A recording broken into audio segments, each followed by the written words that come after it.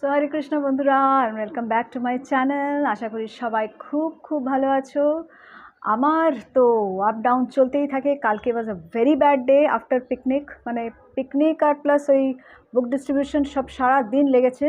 8:30 সকাল 8:30টায় বেরিয়েছিলাম আর রাত্রিরে 9টায় পৌঁছেছি। তো ফুল ডে, প্লাস সেদিনকে একাদশীও ছিল, সেরকমভাবে খাবারও পড়েনি ঠিকঠাক, প্লাস এতক্ষণ ট্রাফিকে মানে থাকা খুব ডিফিকাল্ট হয়েছে আমার জন্য। মানে বাই দ্য টাইম বাড়িতে পৌঁছেছি ওয়াজ ফুললি ড্রেনড আউট, একদম মানে হালত খারাপ ছিল। তো অ্যাকচুয়ালি বডিটা এখন রিপ্লেনিশ হওয়া শুরু করেছে, রিপেয়ার হওয়া শুরু করেছে আর কি। তো এখনই অত এক্সারশন হয়ে গেছে শরীরের উপর দিয়ে, প্রচণ্ডই বাজে এফেক্ট হয়েছিল। প্লাস নেক্সট ডে আমি ওই যে ফুডটা খাই, যেটা মর্নিং ব্রেকফাস্টে, ওটার প্রপোর্শনে কিছু গণ্ডগোল করে আমি করে দিয়েছি যে এমন কাণ্ড যে সাংঘাতিক অ্যাসিডিটি হয়ে গেছে। তারপরে বমির ভাব ফুল ডে, মানে মুখে খুলতে পারছি না মুখ, মানে কথা বলতে গেলে প্রচণ্ড বমি আসছে। তারপরে আস্তে আস্তে এত উইকনেস যে ইম্যাজিন করা মানে করার বাইরে। প্লাস উঠেওছিলাম কালকে তাড়াতাড়ি, 5:45টার মধ্যে উঠে পড়েছিলাম। এত পরিশ্রমের পরেও সেই জাপা করার দেরি হয়ে যাবে ওটার জন্য তাড়াতাড়ি উঠে পড়েছি, পুরো রেস্টও হয়নি। তো সব কিছু মিলিয়ে বাস একদম মানে সারা দিন মানে মুখ দিয়ে কথা বলতে পারছি না, কিচ্ছু খাইনি ওই ব্রেকফাস্টের পরে। আর মানে রাত্রির বেলা প্রায় 7:30 8টা নাগাদ তখন মানে ওষুধ খেয়ে এটা করে করে তো জলও খেয়েছিলাম না, ফুল ডে জল খেয়েছিলাম না। মানে এতই মাথা থেকে বেরিয়ে গেছে যে এত ড্রেনড আউট, আর বিছানা থেকে উঠতে পারছি না মোটেই। বডি পেইন, কোমর পেইন, মানে কি অবস্থা যে হয়েছে যে বলার না, মানে টেরেবল। তো সব নিজেরাই ওরা কি করেছে, খাবার টাবার বানিয়ে খেয়েছে, কি করেছে আমি কিচ্ছু জানি না। ওই মুড়ি একটু সর্ষের তেল দিয়ে রাত্রিবেলা খেলাম, তখন খিদে পেয়ে গেছিলো, কিন্তু ওই ভয় অ্যাসিড অ্যাসিড মুখ টুমুক বমির ভয় অল্পই খেয়েছি। আর খেয়ে ওষুধ খেয়েছি। সকালবেলা উঠে তো লো সুগার হয়ে গেছে, তখন হাত পা কাঁপছে, 70 নেমে গেছে সুগার।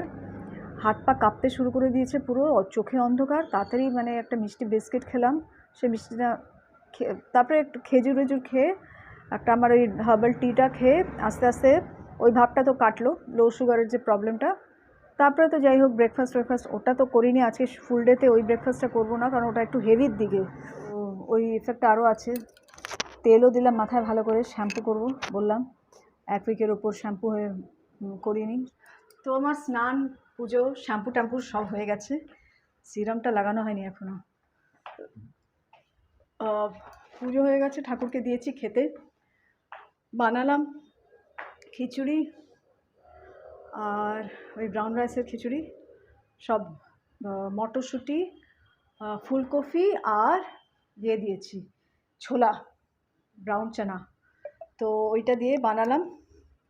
আর বানালাম হচ্ছে স্যালাড কাটলাম, আর হচ্ছে ইয়ে করেছি বেগুন একটু বেসন দিয়ে ভেজেছি। রাত্রিবেলাটা ওদেরটা রাত্রেই ভাজো। আরেকটা জিনিস যেটা তোমাদেরকে বলেছিলাম যে এসে গেছে, দেখানো হয়নি, চলো দেখে নাও ফাইনালি।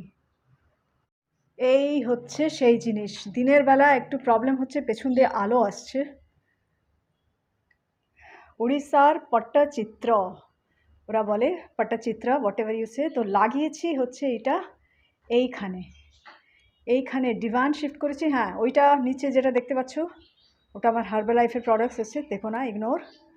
তো এইখানে হচ্ছে লাগিয়েছি, আমাকেও দেখতে পাচ্ছ ওই কাঁচে। এই একটা প্রবলেম যে দিনের বেলায় ঠিক মতন। এইবার দেখো জিনিসটা হচ্ছে, আর একটুখানি জুম করার চেষ্টা করি। এই হচ্ছে জিনিসটা এইভাবে, এইখানে কৃষ্ণার অবতার, কৃষ্ণার পাস টাইমস সব এই যে সাইড দিয়ে করা আঁকা। এই যে দুধার দিয়ে যেগুলো রয়েছে এইখানে দেখতে পাচ্ছ, এই দুদিক দিয়ে সব কৃষ্ণার অবতার্স। এখানে কৃষ্ণা উইথ গোপীজ, রাধারানী। এখানে উপর নিচ সাইড দিয়ে চারিদিক দিয়ে বর্ডার করা হচ্ছে কৃষ্ণার ডিফারেন্ট পাস টাইমস। যারা জানে তারা রিলেট করতে পারবে, আমার ছেলের তো সব মুখস্থ এগুলো। তো এই হচ্ছে জিনিসটা, যেটা আমরা কিনেছি হচ্ছে, বলে দিই তোমাদের প্রাইসটা, 15,000 উনি বলেছিলেন, সেটাও কম প্রাইস, তার থেকেও কমে আমরা পেয়েছি, সেটা হচ্ছে 12,000। তারপরে বাঁধাতে নিয়েছে 19,000, 2200 বলেছিল, 1900, সরি 19,000 বলছি, বাঁধাতে নিয়েছে 1900। তো কেমন লাগছে জানিও জিনিসটা। আমার তো সামনে থেকে দেখে তো দারুণ লাগছে, দারুণ, মানে জাস্ট বলার না, মানে কী যে গর্জাস অ্যান্ড কী যে সুন্দর। আর ডাইনিং টেবিলটা আমি এখান থেকে এই কারণেই সরালাম, ডাইনিং টেবিলটা সরিয়ে হচ্ছে এইখানে রেখেছি, এই কারণেই সরালাম, কারণ ডাইনিং টেবিলে সবসময় আমাদের বাজার বাজার কিছুতেই আর ঠিক হয় না, সেই বাজার বাজারই থাকে, সব জিনিস এসে ডাইনিং টেবিলে রাখা হয়। এখানে এই চেয়ারে এই ঝুলছে, অমুক ঝুলছে, তমুক ঝুলছে, সে আর আমি আর বদার করাই ছেড়ে দিয়েছি, কত আর এগুলো করবো। তো ওই জন্য ডাইনিং টেবিলটা এখানে সরানো, কারণ এই তলায় কিছু ওইরকম ডাইনিং টেবিল একটা রাখলে মানে এটার সৌন্দর্যটাই নষ্ট হয়ে যাবে, যার জন্য ডাইনিং টেবিলটা দিয়েছি ওখানে সরিয়ে। কাজের লোক করেছে, আমি না, আমি তো হাতও দিতে পারবো না এগুলো, ওকে এসে বলাতে 2-3 মিনিটে ওটাকে আমি যদি পারবি এগুলো করতে, বলছে হ্যাঁ হ্যাঁ কর লুঙ্গি, ঠেলে সরিয়ে দিয়েছে, ওর কাছে কোনো ব্যাপার না। আমার হাজব্যান্ড আর ছেলের তো, সুদীপ আর সোহানের তো মানে এই ডাইনিং টেবিল আর এই খাট সরাতে মানে ওদের জীবন বেরিয়ে যায়। আমি ভাবলাম তাই, মানে ওরা কত কাণ্ড করে ওকে ওদের বললে। আমি এখন আমার কাজের লোককে দিয়েই করাবো, কারণ কি ও না, তসলিমা ওর নাম, ও না খুব সুন্দর করে, মানে এক তো খুশি হয়ে যায়, এখন নিজেই বলছে যে এটা ওখানে করি, ওটা এখানে করি, এটা করে সরিয়ে দিই, কারণ আমি একটু এদিক ওদিক করতে থাকি পরিষ্কার রাখার জন্য, যে একটা এই জিনিস সরালে দেখবে কোথাও কত ধুলো বেরোয় ওখান থেকে, আর একটু চেঞ্জ করলেও ঘরটা ভালো লাগে, যার জন্য এদিক ওদিক করতে থাকি, সেটা ও জেনে গেছে। তো এখানে দেখো এই যে গাছের একটা ইয়ে ছিল, এটা এখানে সরিয়েছি হাফ, এগুলো সব সেদিনকে করলাম না পরিষ্কার টরিষ্কার, যদি তোমরা দেখে থাকবে সেই ভিডিওটা। আরেকটা দিয়েছে ঠাকুর ঘরে, ঠাকুর খাওয়া হয়ে যাক, খুলে তারপরে দেখাবো। তো এই করেছি, এই সব চেঞ্জেস একটু করেছি। খাবার তো তুলে এনেছি ঠাকুরের,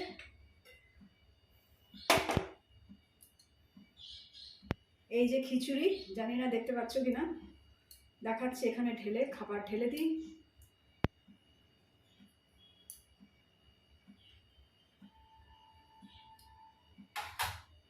এই হচ্ছে বেগুন ভাজা, সামান্য একটু বেসন দিয়ে ভেজেছি, তাহলে তেলটা একটু কম টানে।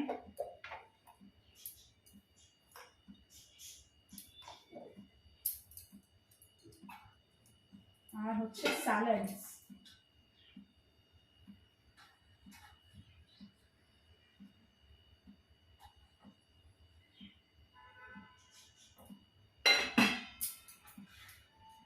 এই হচ্ছে ব্রাউন রাইসের খিচুড়ি, এই ফুলকপি আছে, মটরশুঁটি আছে, আর ফুলকপি দেখাচ্ছি, আর হচ্ছে বেগুন ভাজা, আর স্যালাডস আর কি, এই তো টমেটো কম ছিল তাই দিয়েছি, কম কম টমেটোই দিয়েছি, আর কি করবো। খেয়ে নিচ্ছি, হয়ে গেছে সব ঠাকুরকে দেওয়া টেওয়া কাজ। ভাবিনি যেন পারবো করতে, করতে তো হবেই, একদিনই যদি কিছু ঘরের মেয়েরা যারা কাজকর্ম করে আর কি ঘরের, মানে বিশেষ করে হাউস ওয়াইফ, একদিনও যদি একটু ইয়ে হয়ে যায় না, পরের দিনই মনে হয়, সেদিনকেই মনে হয় সব ওলট পালট। এই যে টমেটো নেই, কারণ তো মাথায় নেই, কালকে আমার যেটা মনে হলো, কয়েকটা লাস্টের দিকে রাত্রিবেলা অর্ডার করলাম, কি একটা দরকার ছিল খুব এমার্জেন্সিতে আমার ছেলের, তো অর্ডার করলাম, তাহলে টমেটো যে নেই, মাত্র 2টো টমেটো ছিল, সেটা খেয়াল নেই, সেসব এলোমেলো হয়ে যায়। কোনো রকমের অফিস থেকে এসে রান্নাবান্না করলো, কী করলো আমি তাও জিজ্ঞেস করিনি।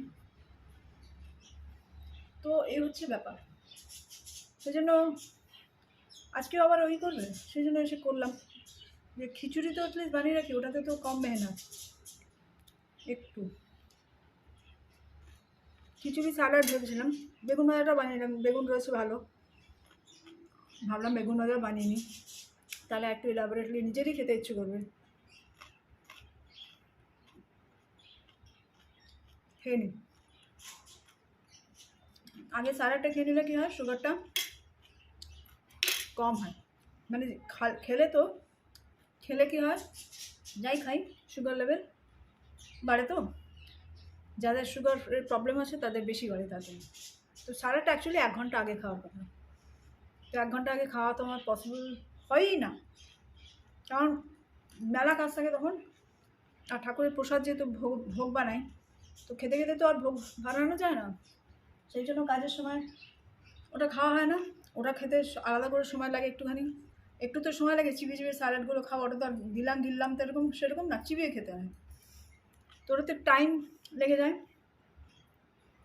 ওই টাইমটা চলে গেলে কী হয়, অনেকটা দেরি হয়ে যায়, লেট হয়ে যায়। আজকে এখন যদি 1:10 বেজে গেছে, কাজের লোক এত দেরি করে এসছে, 11:15 পরে এসছে কাজের লোক, তারপরে ওকে কাজ কর্ম বুঝিয়ে দিয়ে এখন আবার বাসনটা মাজাচ্ছি 2 দিন ধরে ওকে দিয়ে, ব্যালেন্স করে আর কি। গাছগুলোতে জল দেওয়ালাম, সব বাইরের গাছগুলো জল দেওয়া হচ্ছে না, অত তো পেরে উঠছি না। খিচুড়িটা না আজকে পদের হয়নি, ভাবলাম ভালো বকগুলো তো খুব বলি, খারাপটাও বলি একটু তো পদের, আমার নিজেরই ভালো লাগছে না, জানি না মুখে ভালো লাগছে না নাকি ভালো হয়নি। এর থেকে অনেক ভালো ব্রাউন রাইস খিচুড়ি বানাতে পারি আমি আজকে, জানি না একটু স্ট্রং লাগছে আমার সব কিছু।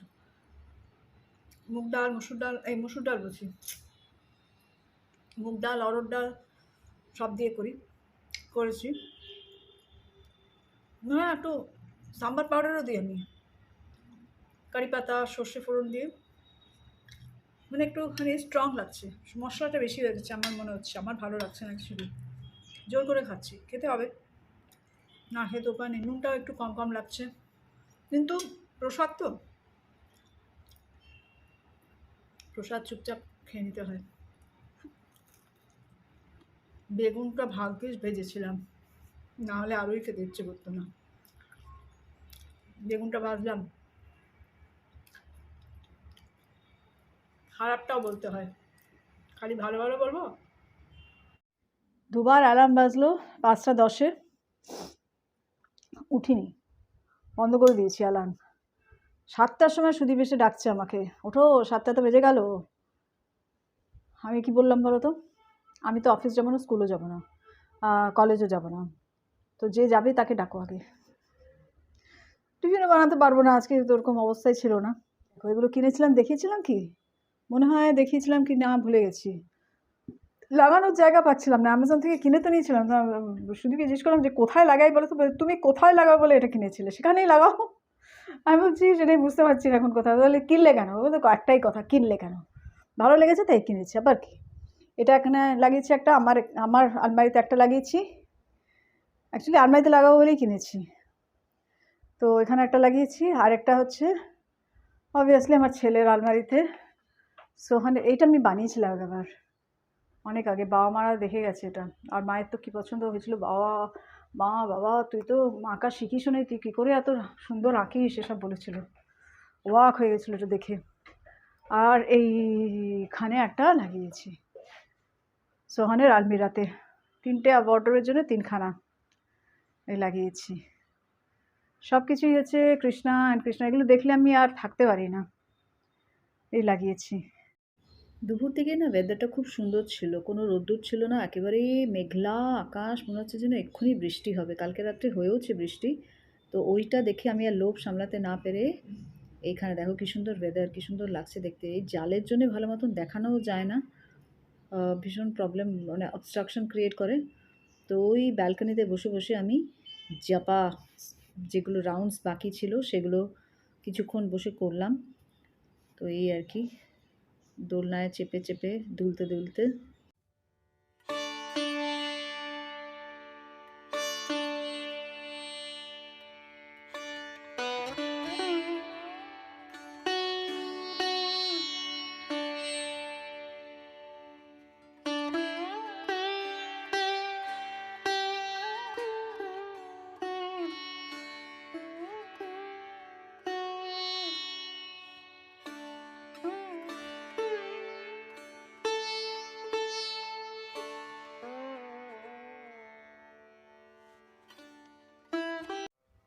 তো আজকে হচ্ছে পরের দিন সকাল 9টা বাজে, মানে বুধবার আজকে, আর ইয়েস্টারডে খুব স্যাড নোটে শেষ হলো দিনটা। কালকে বুঝতেই পারছো আমি কী নিয়ে কথা বলতে চলেছি। তো কালকে ঠিক ঘুমটা ভাঙলো আর একটু পরে, দুপুরের ঘুমটা আর কি ভাঙলো আর একটু পরেই এলো খবরটা যে রাশিদ খান জি, উস্তাদ রাশিদ খান সাহেব আর নেই, শেষ নিঃশ্বাস ত্যাগ করেছেন। হঠাৎই কদিন আগেই জানতে পারলাম যে উনি এতটা অসুস্থ, এরকম একটা ব্যাটল ফাইট করছেন উনি। অ্যান্ড তখন তিনি অলরেডি হসপিটালাইজড, অলরেডি তখন ভেন্টিলেটরে। আর তখন থেকে দিন গুনতে শুরু করেছি। খুবই হেভি হার্ট নিয়ে বলতে হচ্ছে যে মানে যারা ক্লাসিক্যাল লাভার্স তারাও বুঝতে পারবে, যারা ক্লাসিক্যাল শোনেন তারা বুঝতে পারবেন কি বলতে চাইছি, কীরকম ইমোশনস হতে পারে, কি লস হলো আমাদের পুরো ওয়ার্ল্ড, কি লুজ করলো, কত কিছু মানে ওনার দেওয়ার ছিল আরও।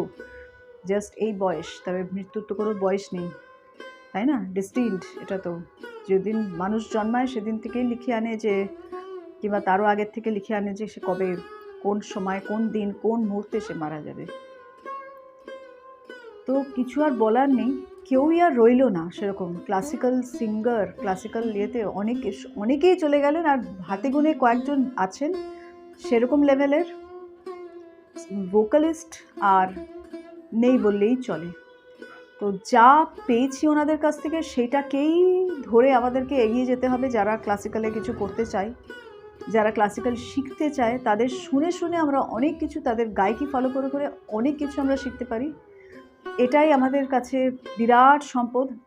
আমি যবের থেকে গান শিখতে শুরু করেছি আবার, মানে আমি তো আগে ছোটোবেলা শিখতাম, তারপরে যখন গান শিখতে শুরু করেছি, আমাকে কোনো নতুন রাগ দিলেই আমি ইউটিউবে গিয়ে, আমাদের তখন তো আর অত আগে, যখন আমি ছোটোবেলা শিখেছি তখন তো আর ওইসব ছিল না, ওইসব সুবিধা ছিল না। এখন যেমনি সুবিধাটা আছে, তো why not take full advantage.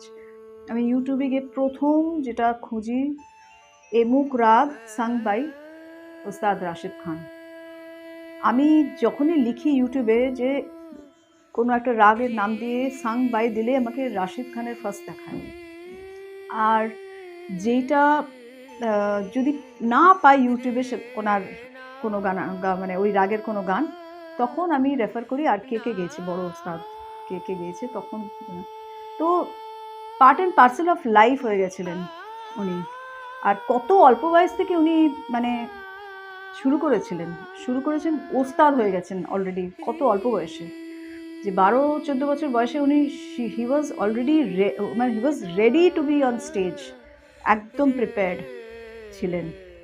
তো আমি আর ভিডিওসগুলো দেখছি না, যে ওনার শেষ জার্নির ভিডিওসগুলো আমি দেখতে পারছি না। আমি আজকে সকালে একটুখানি দেখতে নিয়ে আমার মনে হয় না আমার নিজেকে এত কষ্ট দেওয়া উচিত এসব দেখে।